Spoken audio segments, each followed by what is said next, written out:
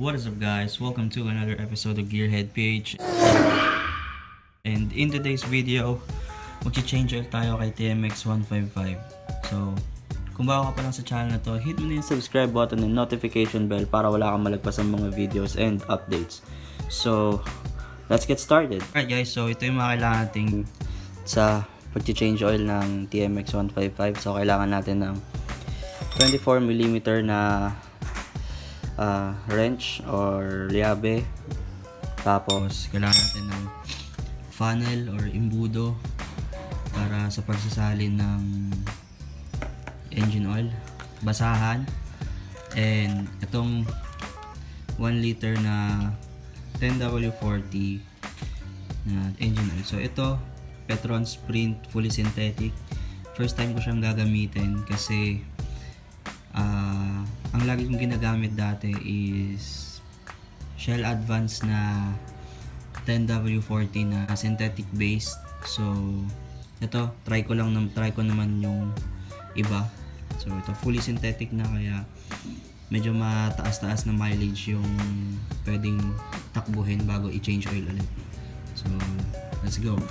Right, so kailangan lang natin i-drain yung lumang engine oil.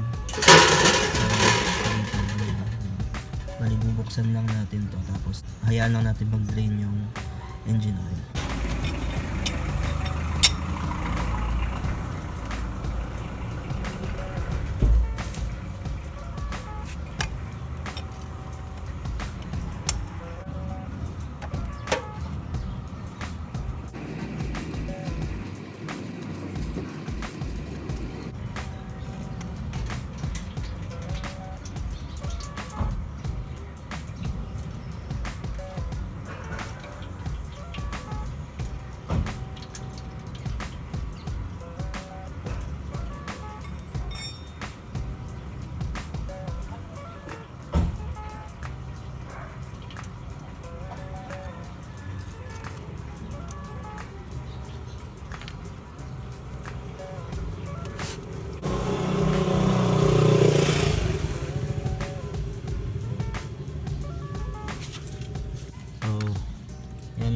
Siyang mag-train. So dapat ito yung makikita natin pagka natanggal na natin yung drain plug.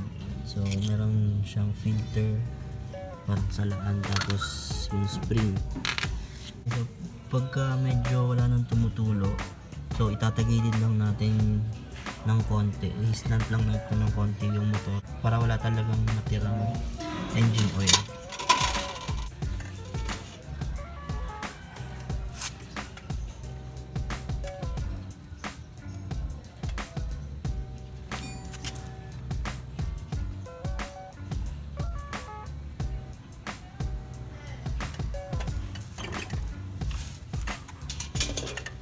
Hayaan na lang muna natin siya for siguro 15 minutes bago natin lang ilagay yung bagong engine oil. After 15 minutes, so ito na, wala na talagang tumutulo. So linisin lang natin yung linisin lang natin ito. Ayan, kaya natin yung ibalik.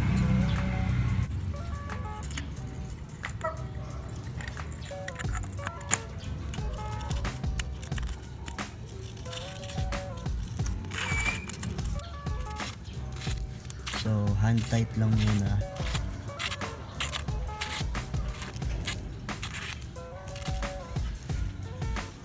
Dapat dito hindi masyadong mahigpit para hindi masira yung drain plug. Yung sakto.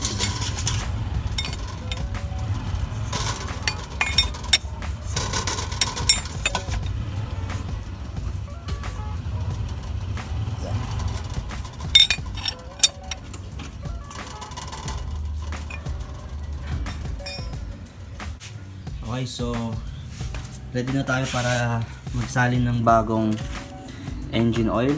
So buksan lang natin itong lagayan ng dipstick.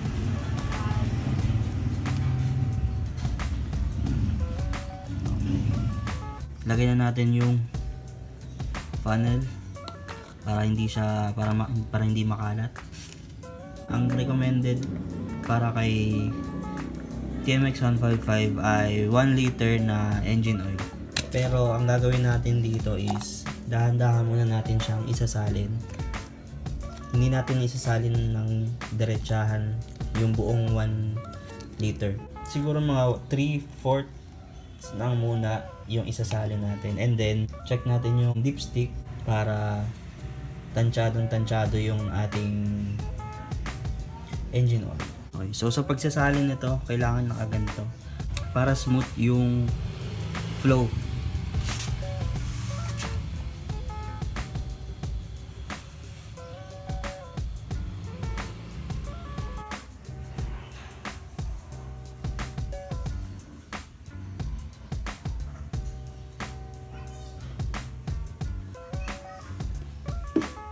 Okay, so hindi mo natin to inubos. Hindi mo natin inubos yung 1 liter. Bali nagtira pa tayo ng konti, tapos i-check muna natin yung dipstick para masukat talaga natin ng gusto. So linisin lang muna natin.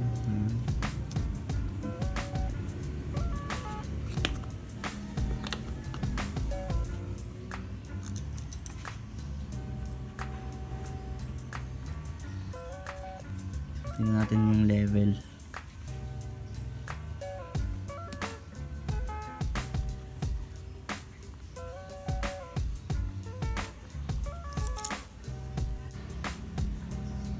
Ayan, so makapansin nyo, nandito pa lang yung level ng oil. Ayan, ito pa lang. Pwede natin isalin yung natitira pang oil.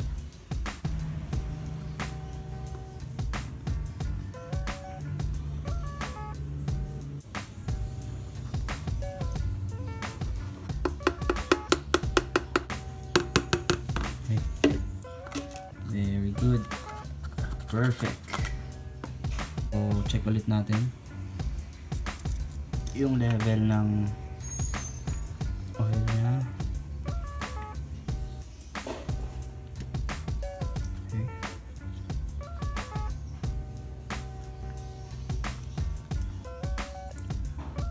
So, ayan. Kung mapapansin nyo, level na siya.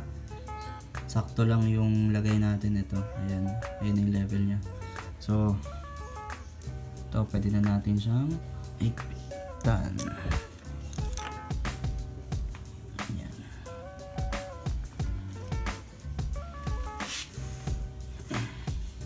Alright, so tapos na. Bali, ang gagawin natin, paandarin na lang natin yung motor, tapos para mag-cycle yung oil niya. Alright guys, so after pala natin masalin na yung bagong engine oil, so meron tayong empty na bottle.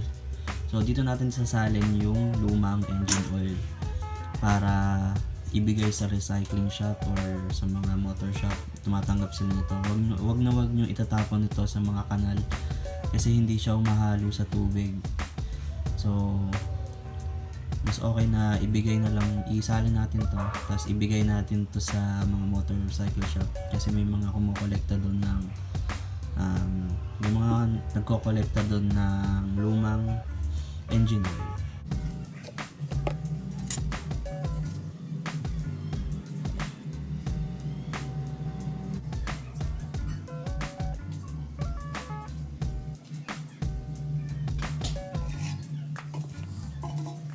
Alright, so paandarin na muna natin para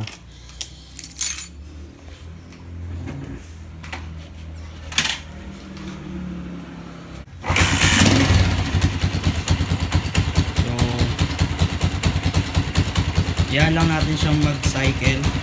Huwag natin i-revolution agad para lahat ng oil ay talagang mag-flow.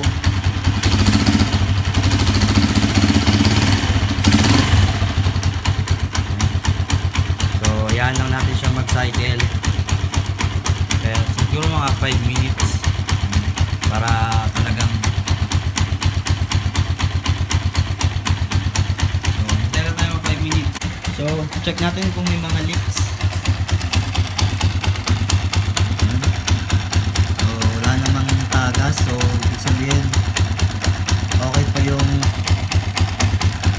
seal natin. Kasi wala naman siyang tagas.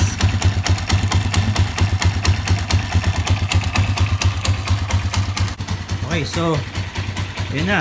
So, kung gusto niyo yung video na ito, give it a thumbs up. Kung hindi pa kayo subscriber, please consider subscribing. Hit nyo na rin yung notification bell. So, that is it for me for today. See you next time.